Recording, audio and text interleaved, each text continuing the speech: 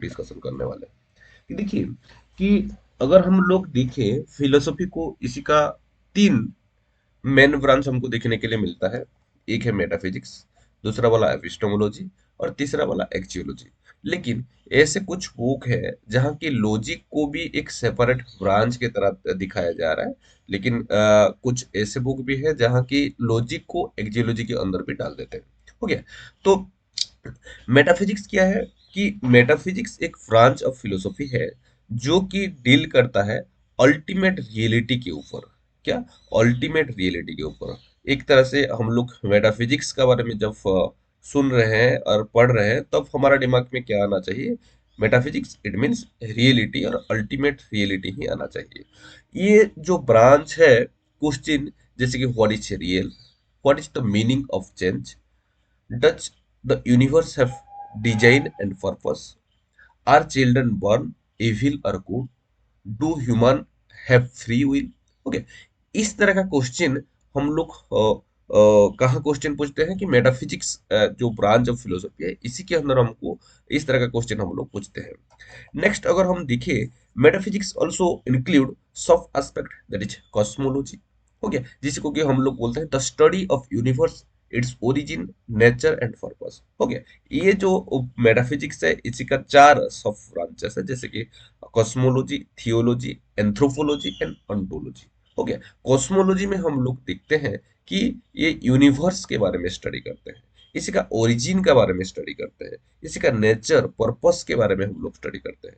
ठीक है से थियोलॉजी भी एक सब ब्रांच है मेटाफिजिक्स का, जहाँ की हम लोग स्टडी करते हैं the study of God, including monotheisms and polytheisms. हो गया कि वही भगवान एक है और भगवान बहुत सारे हैं, बहुत सारे भगवान हैं। हो गया। इस तरह का जो क्वेश्चन है और इस तरह का जो डिस्कशन है, हम लोग को थियोलॉजी के अंदर डिस्कशन करते हैं, जो कि मेटाफिजिक्स का एक सब ब्रांच है। नेक्स्ट एंथ्रोपोलॉजी, जहाँ की हम लोग ह्यूमन बींग को स्टडी करते हैं कि कैसे इसका ओरिजिन कैसे हुआ, कहाँ से हुआ, इवोल्यूशन क्या है। हो गया। इस तरह का जो चीजें हैं, हम लोग एंथ्रोपोलॉजी में हम लोग डिस्कशन करते हैं। नेक्स्ट जो सब ब्रांच है वो है ऑन्टोलॉजी, जहाँ की हम लोग नेचर और एग्जिस्टेंस के बारे में हम लोग डिस्कशन करते हैं। Asking if matter, if reality is matter और स्पिरिट, फिक्स्ड और चेंजिंग, सिंगुलर और प्लुरल। कि देखिए कि अगर ये रियलिटी जो है, ये स्पिरिचुअल है या मेटेरियल है, ये फिक्स्ड है और चेंज होता रहता है, ये सिंगुलर है और प्लूरल है। जो इस तरह का जो क्वेश्चन है, ये हम लोग को मेटाफिजिक्स का एक सब ब्रांच दैट इज ऑन्टोलॉजी में हम लोग क्या करते हैं, उसको डिस्कशन करते हैं। अगर हम लोग एजुकेशनल पॉइंट ऑफ व्यू से देखें, metaphysicals view point significantly influence approaches to teaching. कि देखिए कि अप्रोच जो है हमारा टीचिंग से लर्निंग प्रोसेस का, उसी को क्या करता है कि मेटाफिजिक्स ज्यादा करके इन्फ्लुएंस करता है और इम्पैक्ट उसके ऊपर डालता है। उसी के साथ साथ करिकुलम्स के ऊपर क्या करता है कि इम्पैक्ट रखता है। कि देखिए बहुत सारे ऐसे लिटरेचर है जहाँ की बोला जा रहा है कि करिकुलम जो है वो मेटाफिजिकल ब्रांच के अंदर आता है, और करिकुलम को एक्जुअलॉजी के अंदर भी क्या किया जा रहा है, इंक्लूड किया जा रहा है। तो इसमें कंफ्यूज होने का नहीं है। कि देखिए ये कॉन्टेक्चुअल क्वेश्चन, बहुत बार क्वेश्चन पूछा जा रहा है, लेकिन इसका जो आंसर है वो कॉन्टेक्चुअल होना चाहिए। कि ऐसा कुछ फिलोसफी है, ऐसा कुछ कॉन्टेक्स्ट है जहाँ की ये करिकुलम जो है वो मेटाफिजिक्स के अंदर आ रहा है, लेकिन ऐसा भी कुछ क्वेश्चन है, ऐसा भी कुछ कॉन्टेक्स्ट है जहाँ की करिकुलम जो है वो एक्चुअलॉजी के अंदर भी आ रहा है।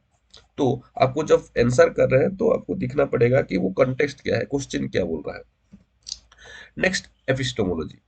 एपिस्टेमोलॉजी को अगर देखिए तो this is the study of method, structure and validity of knowledge. कि यहाँ हम लोग मेथड के बारे में हम लोग स्टडी करते हैं। हो गया। प्रोसीजर के बारे में स्टडी करते हैं, और उसके साथ साथ स्ट्रक्चर, वैलिडिटी ऑफ नॉलेज, इस तरह का जो चीजें हैं, इसी के बारे में हम लोग डिस्कशन करते हैं। और यहाँ हम लोग क्वेश्चंस हमारा आंसर करते हैं, जैसे कि what does knowledge come from, where does knowledge come from, what is true, how much does the knower contribute to the knowledge process, and is truth permanent or changing। Okay. इस तरह का जो question है, हम लोग उसका answer ढूंढते हैं, डिस्कशन करते हैं एपिस्टेमोलॉजी के अंदर। ओके, और ये एक ब्रांच है, also explore the objectivity of truth. हो गया कि ऑब्जेक्टिविटी ऑफ ट्रूथ जो है, हो गया वो ट्रूथ इज ऑब्जेक्टिव और सब्जेक्टिव, कि ये ट्रूथ जो है वो ऑब्जेक्टिव है और सब्जेक्टिव है। ये जो चीजें हैं हम लोग एपिस्टेमोलॉजी के अंदर ही इसका बारे में डिस्कशन करते हैं, और इसी के थ्रू ही हम लोग इसको एक्सप्लोर करते हैं। और उसके साथ साथ ये जो ट्रूथ है वो ए प्रायोरी है या पोस्टरी है। हो गया, ए प्रायोरी का मतलब बहुत बार क्वेश्चन आ चुका है कि what is a priori, what is posteriori. हो गया, तो ए प्रायोरी मतलब क्या है, truth build into reality independent of experience. ये ए प्रायोरी मतलब क्या है कि ये ट्रूथ जो है, ये क्या है कि ये रियलिटी के थ्रू इसको बनाया जा रहा है और ये रियल है। ओके, और इसी का एक्सपीरियंस के साथ कुछ लेना देना नहीं है, ये इंडिपेंडेंट है, ये प्री मेड है। हो गया, तो अगर पोस्टेरिटी को हम लोग देख रहे हैं तो यह हम लोग देखते हैं कि वो ट्रूथ जो कि एक्सपीरियंस से ही हमको मिलता है, और जिसको कि हम लोग एक्सपीरियंस करते हैं उसको हम लोग क्या बोलते हैं, पोस्टेरिटी बोलते हैं। Knowledge and various sources of knowledge, और उसके साथ साथ डिफरेंट डिफरेंट सोर्सेस के बारे में नॉलेज का हम लोग डिस्कशन करते हैं, जैसे कि sense organ, reason, intuition, revelation, authority. Okay, ये sources of questions, sources of knowledge जो है, ये भी एक बहुत ही बड़ा फील्ड है, और यहाँ से भी बहुत बार क्वेश्चन आता है। Sources of knowledge, okay, senses, reason, intuitions, revelation and authority. अगर हम लोग की थ्योरी को अगर हम देखें epistemology related, then correspondence theory, coherence theory, pragmatic theory, ये तीन थ्योरी जो है ये बहुत ही इंपॉर्टेंट है। कोरेस्पोंडेंस थ्योरी को अगर हम देखें तो यहाँ जो ट्रूथ है, ट्रूथ क्या कर रहा है कि रियलिटी के साथ मैच करता है, इसी को लेकर हमारा डिस्कशन स्टार्ट होता है। लेकिन कोहेरेंस थ्योरी का जब बात करते हैं तब हम लोग बोलते हैं कि truth is consistent with other judgement. Truth जो है ये कंसिस्टेंट है अदर जजमेंट के साथ। हो गया, ये इंडिपेंडेंट नहीं है।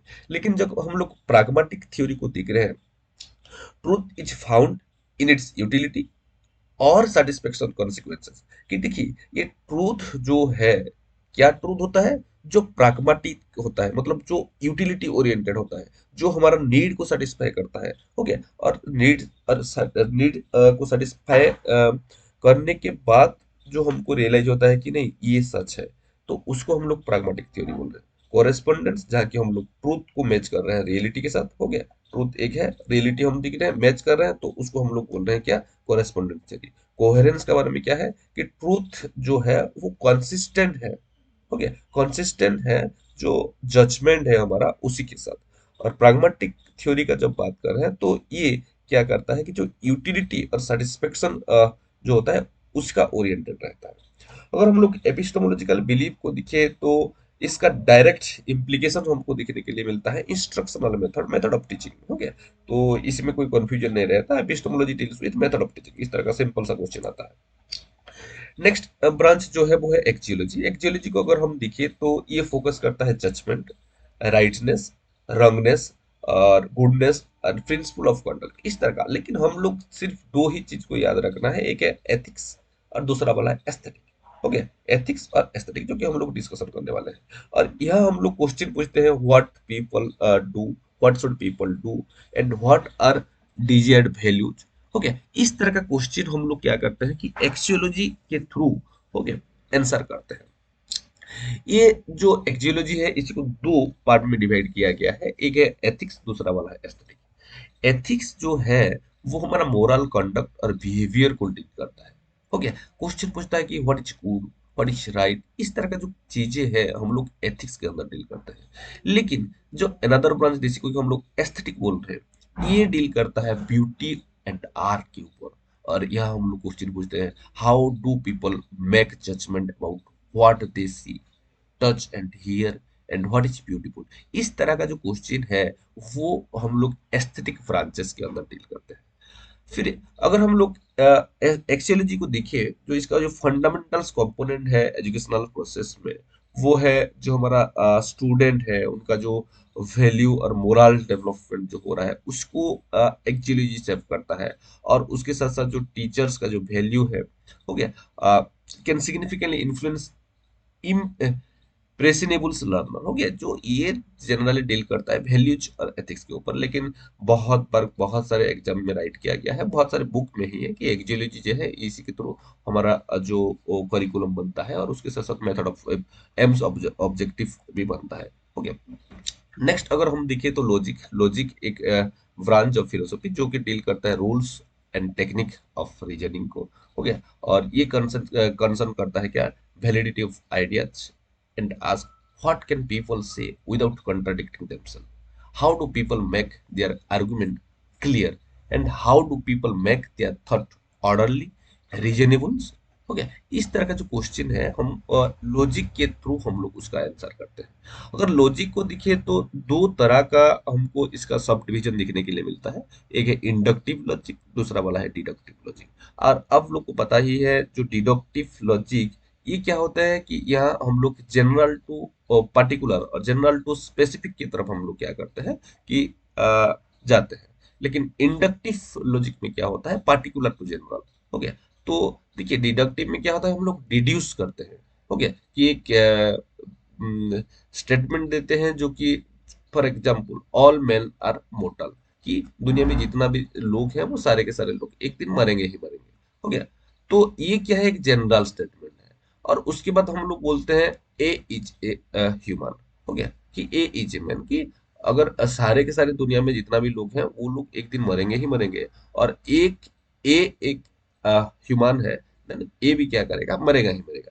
तो ये जो डिडक्शन है फ्रॉम जनरल स्टेटमेंट टू एक स्पेसिफिक, इसी को हम लोग डिडक्टिव लॉजिक बोलते हैं।